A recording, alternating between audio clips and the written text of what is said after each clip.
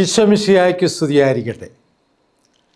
വിശുദ്ധ ബൈബിളിൽ വിശ്വസിക്കുന്ന ഏതൊരുവനും എപ്പോഴും ധ്യാനിക്കുകയും പ്രാർത്ഥിക്കുകയും ചെയ്യേണ്ട ഒരു വചനമാണ് ഉൽപ്പത്തി പുസ്തകത്തിലെ 12-ാം അധ്യായത്തിൽ 2-3 വചനങ്ങൾ.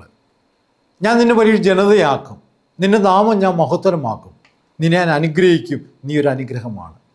നിന്നെ അനുഗ്രഹിക്കുന്നവരെ ഞാൻ അനുഗ്രഹിക്കും, നിന്നെ ശപിക്കുന്നവരെ ഞാൻ ശപിക്കും, നിന്നിലൂടെ ഭൂമുഖത്തെ ഭവനങ്ങളെല്ലാം അനുഗ്രഹിക്കപ്പെടും. വചനം ധ്യാനിക്കുമ്പോൾ നാം എപ്പോഴും മനസ്സിലാക്കണം, ഇത് എഴുതിയിരിക്കുന്നത് അബ്രാഹത്തിന് വേണ്ടിയിട്ടോ ഇസാക്കിന് വേണ്ടിയിട്ടോ യാക്കോവിന് വേണ്ടിയിട്ടോ പൗലോസിന് വേണ്ടിയിട്ടോ ഒന്നുമല്ല, എനിക്ക് വേണ്ടിയിട്ടാണ്.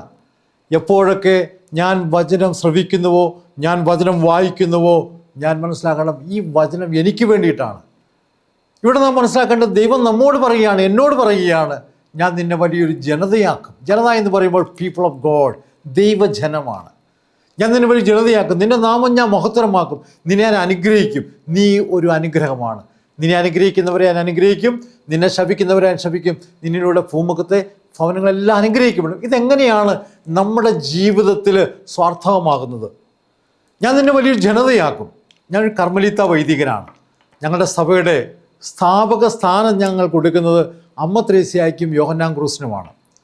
ഇന്ന് 4000-ലധികം കർമ്മലീത്ത വൈദികർ, അതായത് OCD കർമ്മലീത്ത 1-ാം സഭയിലെ വൈദികർ ലോകത്തിൻ്റെ നാനാഭാഗത്ത് ജോലി ചെയ്യുന്നു. പിന്നെ OCD സിസ്റ്റേഴ്സ് ഉണ്ട്, അതായത് നമ്മൾ മിണ്ടാമടം എന്നൊക്കെ പറയുന്നത്. അവരുടെ സംഖ്യ എന്ന് പറയുന്നത് മോർ ദാൻ 11,000, 11,000-ലധികമാണ്. ഇത്രയും ഈ ജനത്തെ ലോകം മുഴുവനും ദൈവിക വേലയിൽ ഏർപ്പെട്ടിരിക്കുന്ന ഇവർക്ക് രൂപം കൊടുത്ത, അല്ലെങ്കിൽ ഇതിൻ്റെ ആരംഭം എന്ന് പറയുന്നത് 2 വ്യക്തികൾ, വിശുദ്ധ അമ്മ ത്രേസ്യായും വിശുദ്ധ യോഹന്നാൻ ക്രൂസുമാണ്. ഒത്തിരിയേറെ വിശുദ്ധരെ അവർ പ്രദാനം ചെയ്തിട്ടുണ്ട്. വിശുദ്ധ കൊച്ചു ത്രേസ്യ, വിശുദ്ധ എഡിസ്റ്റീൻ, വിശുദ്ധ എലിസബത്ത് ട്രിനിറ്റി, അങ്ങനെ ഒത്തിരി പേര്, വളരെ പ്രഗത്ഭരും പ്രശസ്തരും വിശുദ്ധരുമായ ഒത്തിരിയേറെ വ്യക്തികൾ. അപ്പോൾ ഇതിൽ ഞാൻ നിന്നെ വലിയൊരു ജനതയാക്കും. ഈ 2 വ്യക്തികളുടെ വിശുദ്ധ ജീവിതമാണ് ഇന്ന് ഇത്രയധികം പേര് ഈ ലോകത്തിൻ്റെ നാനാഭാഗത്ത് ആയിട്ട് ദൈവവേല ചെയ്യുന്നവർ. അപ്പോൾ അതുപോലെ നമ്മൾ എടുത്തു കഴിഞ്ഞാൽ ഫ്രാൻസിസ് ഓഫ് അസീസി, അല്ലെങ്കിൽ ഡോൺ ബോസ്കോ, ഇനി ഇവരൊക്കെ സഭാസ്ഥാപകരാണ്. നമ്മുടെ വിശുദ്ധ അൽഫോൻസാമ, അവൾ ജീവിച്ചിരുന്നപ്പോൾ വളരെ കുറച്ച് പേരെ അവളെ അറിഞ്ഞിരുന്നുള്ളൂ. മരിച്ചപ്പോൾ ആ ദേവാലയത്തിൽ മരണമണി അടിച്ചപ്പോൾ അവിടെ ആ ചായക്കടയിലൊക്കെ ഇരുന്ന ആളുകൾ പറഞ്ഞു, അവിടെ സുഖമില്ലാതെ കിടന്ന കന്യാസ്ത്രീ മരിച്ചുപോയി. കാരണം അവർക്കറിയാം ആ നാട്ടിൽ മരിക്കാറായി കിടക്കുന്ന ആളുകൾ ആരാണെന്ന്. അവരെല്ലാം പറഞ്ഞു അവർ മരിച്ചുപോയി. അങ്ങനെ സാധാരണ സിസ്റ്റേഴ്സ് ശവമഞ്ചം അവരുടെ കോൺവെൻറ്റ് ഗേറ്റ് വരെയാണ് വഹിക്കുന്നത്. അതിനുശേഷം ബന്ധുക്കൾ ഏറ്റുവാങ്ങും. പക്ഷേ പ്രായമായ അപ്പച്ചനും കുറച്ച് കുട്ടികളും മാത്രം. ആരും ആ ശവമഞ്ചം ഏറ്റുവാങ്ങാൻ അവിടെ ഉണ്ടായിരുന്നില്ല. അവർ തന്നെ, ആ കന്യാസികൾ തന്നെ അത് ഭരണജ്ഞാനത്ത് ശവകുടീരം വരെ കൊണ്ടുപോയി. ഇന്ന് ഭരണജ്ഞാനത്തേക്ക് എത്രയോ ആയിരങ്ങളാണ് ഓരോ ദിവസവും കടന്നു വരുന്നത്. ഞാൻ നിന്നെ വലിയൊരു ജനതയാക്കും.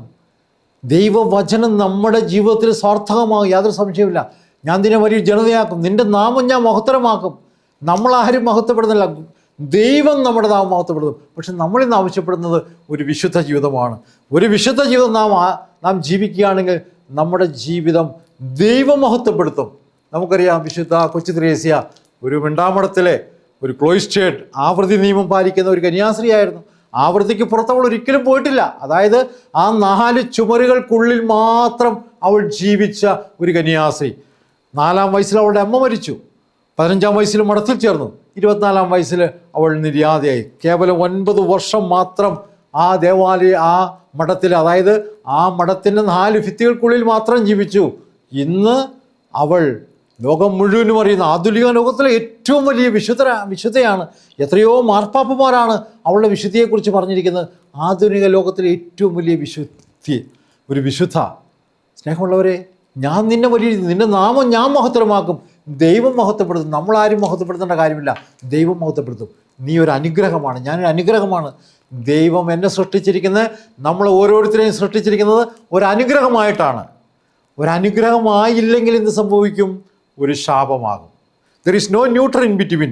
Either you will be a blessing or you will be a curse. ഒന്നുകിൽ നീ ഒരു അനുഗ്രഹം, അല്ലെങ്കിൽ നീ ഒരു ശാപമായിരിക്കും.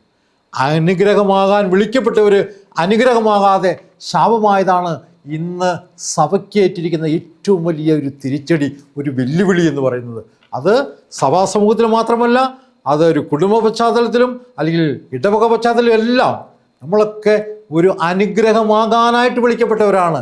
പക്ഷേ അനുഗ്രഹമാകാതിരുന്നാൽ ശാപമായതിൻ്റെ ഫലമാണ് ഇന്ന് നാം നേരിടുന്ന ഏറ്റവും വലിയൊരു വെല്ലുവിളി എന്ന് പറയുന്നത്. ഒരുപക്ഷെ നമ്മുടെ ജീവിത പങ്കാളി അല്ലെങ്കിൽ മക്കൾ, മറ്റുള്ളവർ പറയില്ല നീ അനുഗ്രഹമല്ല എന്ന് പറയും. ഒരു പ്രശ്നവുമില്ല. നമ്മുടെ കമ്മിറ്റ്മെൻ്റ് എന്ന് പറയുന്നത് ഈശോയുടെ മുന്നിലാണ്.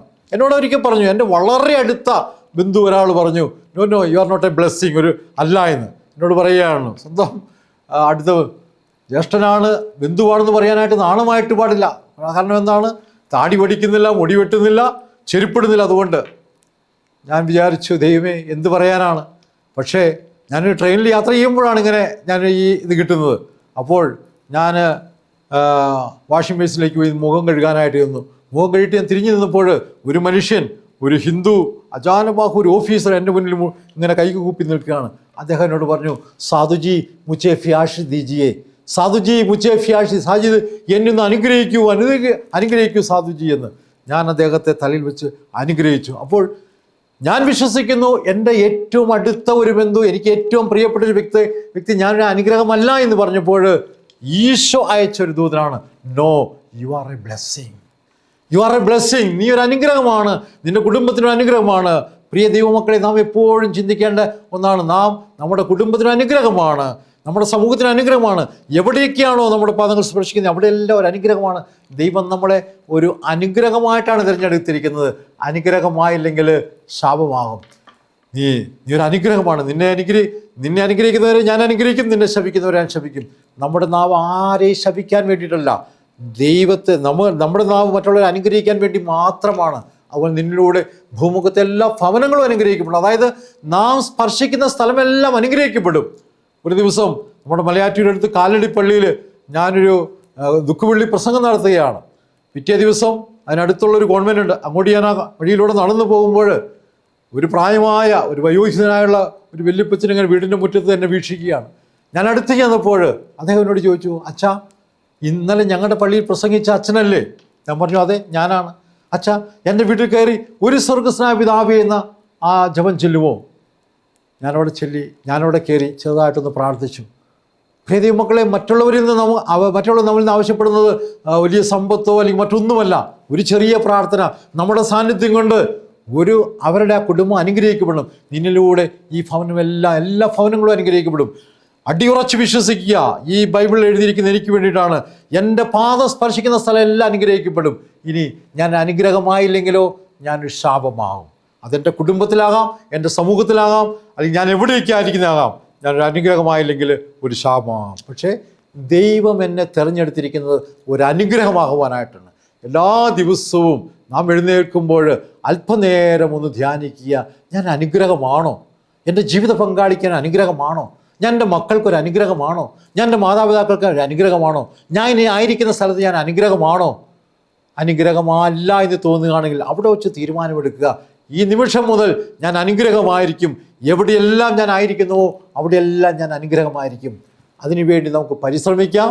അനുഗ്രഹമായി ഓരോ നിമിഷവും നിത്യതയിലേക്ക് നമ്മെ വിളിക്കപ്പെട്ടിരിക്കുന്ന ആ നിമിഷം വരെ ഒരു അനുഗ്രഹമാകാനായിട്ട് നമുക്ക് പരിശ്രമിക്കാം. ഞാൻ നിങ്ങൾക്ക് വേണ്ടി പ്രാർത്ഥിക്കാം, നിങ്ങൾ എനിക്ക് വേണ്ടി പ്രാർത്ഥിക്കുക. സർവശക്തനായ ദൈവം, പിതാവും പുത്രനും പരിശുദ്ധാത്മാവും നിങ്ങളെ അനുഗ്രഹിക്കട്ടെ. ആമേൻ.